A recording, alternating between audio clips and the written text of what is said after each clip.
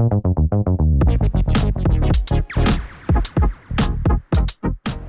I'm Jules Chin Greene here at C2E2 2026 with Popverse, and I'm here today to speak with Steve Burns, who's holding the very adorable Pippin.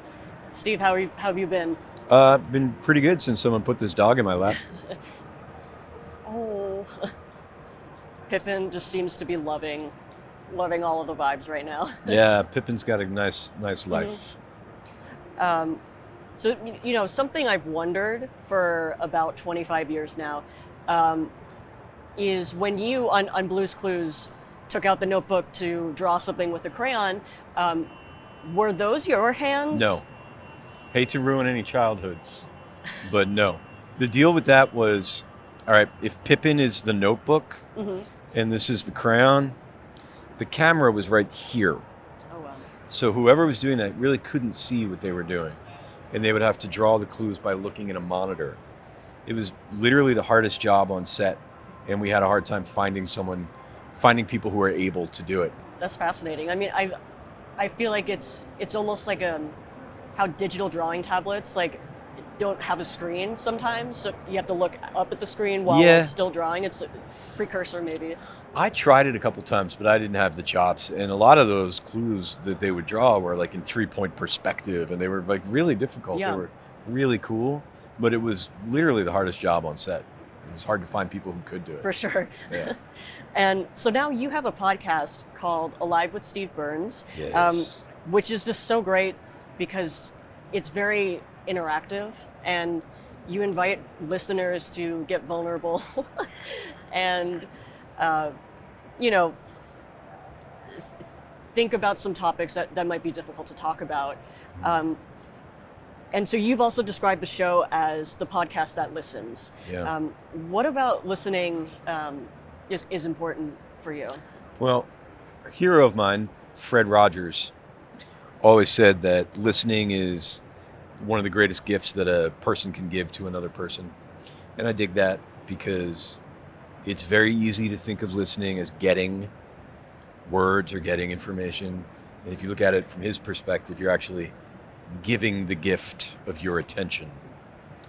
And everyone wants to feel seen, everyone wants to feel heard, especially now because we're also fully invested in a technology that isolates us, even though its promise was to connect us. And Blues Clues was a very early kind of parasocial situation. And the whole conceit of that show was that I could hear you. And the listening on that show was my favorite part of the show. And it's the one thing I have 10,000 hours at, is listening through a camera, And so I figured if I have a superpower, that's it. And it seems like a useful skill right now. So I kind of leaned into that for the podcast. For sure. Pippin seems to be getting a kick out of. Pippin's waking up. And so you've also been doing this podcast for 6 months now, and folks have just been responding incredibly positively to it. Has the response been surprising to you at all?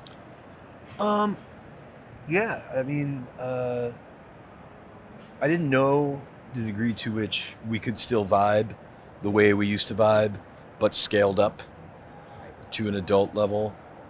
It's a very simple idea. I mean, we used to talk about things that were important to us, and that was graham crackers and numbers, and now it's death, sex, and taxes, so I'm just literally scaling up the conversation. I didn't know if it would work, but I think it does, I think we're still able to explore our universe in search of bits of information that lead to greater understanding and sit down intentionally and be very thoughtful about it, which was all Blues Clues was, Absolutely. I mean, and we've gotten that from, everyone from Jamie Lee Curtis to a hospice nurse to Bill Nye to Malala. I love the whole range of guests you've had on your show. Well, it's just about all the stuff that goes into being human, right? Everything that feels so weird about being alive. And so the guests reflect that. Right. And so I'm also from an era where Blues Clues was on the air along with reruns of Mr. Rogers' Neighborhood.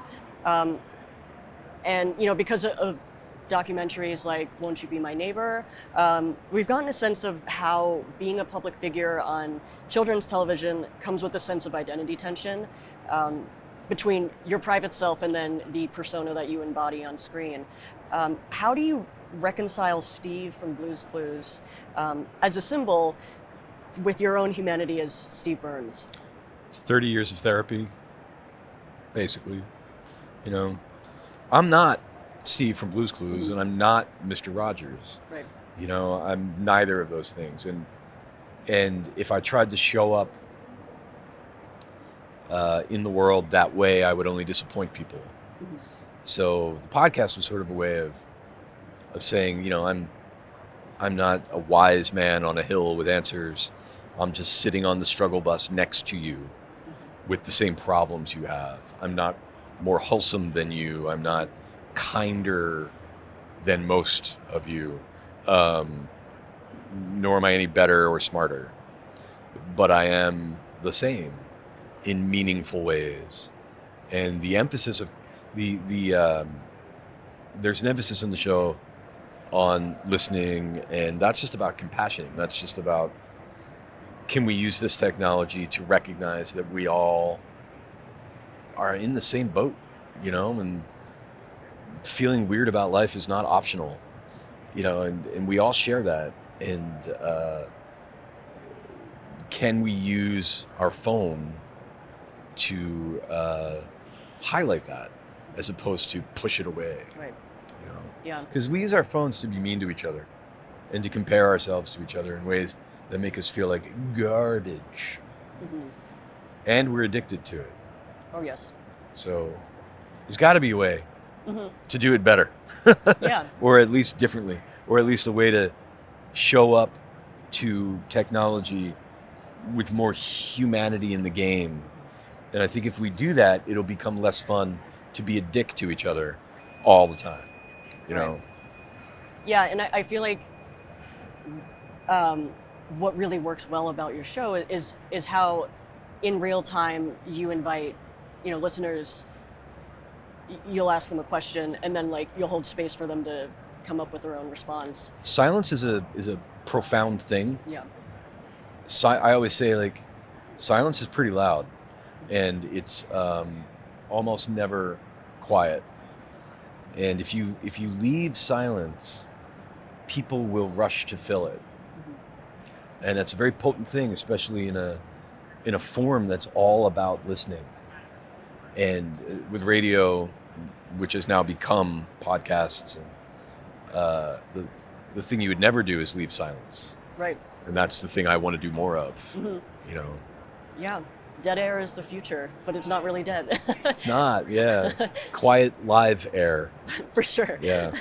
And so, just to wrap things up here, is there anything that you're nerding out about right now that... This dog. Yeah. I mean, just look at him. He's he's so cute. What do I nerd out about right now? I was a Marvel fan growing up, and they have me now. I don't have a choice about consuming it. Even when it's bad, I'm I have to do it. And I'm sort of more into it now than I was then, just because of the way the internet works. So now I can be Green Goblin actually was that powerful, and what would it be like if he randomly encountered Beast from the X-Men? Is that a good fight? And now I can't stop doing that. I can't stop fantasizing about really excellent battles between superheroes, and I love it. I mean, Mr. Sinister Yeah. and Green Goblin, that would be an insane interaction. Sinister. Yeah. I think Sinister's on a whole other level. Yeah. Yeah. Sinister menaced the entire X-Men at once. Truly. Yeah. Do you have a favorite Marvel team that you like to follow the most? I read X-Men. Yeah. But now I sort of they did such a good job in the MCU with Iron Man that I don't know, I'm sort of more of an Avengers guy now. But I like New Mutants. I liked X-Men. That was more my world. Do you have a favorite New Mutant? New Mutant, I don't know about that. My Because favorite. I'm like a huge Danny Moonstar fan. Yeah, that's a good one. X-Men, I always liked Beast, even though no one liked Beast, because he had a villain arc for Yeah. a while. But I was just like, this guy's like one of the smartest people. That alone. Mhm. You know, there are terrible villains who are just smart. Yep. And he's that smart. Mhm. Plus, like, Spider-Man. This is nerdy. But he's that smart, plus, like, Spider-Man fast and Right. strong, and so. And blue and furry. And blue. And he says, like, my stars and garters, you know? Like, nobody Right. else does that. And like, sort of pacifist and intellectual and philosophical. I liked him. You heard it there, folks. Yeah. Thanks so much for speaking with me, Steve. Thanks for letting me And hang out with you and Pippin. Thank you, Pippin, for being very sweet and very good. Pippin really wants out, All right. but it's too nice to say so. But thank you so much. This was Thank fun. you.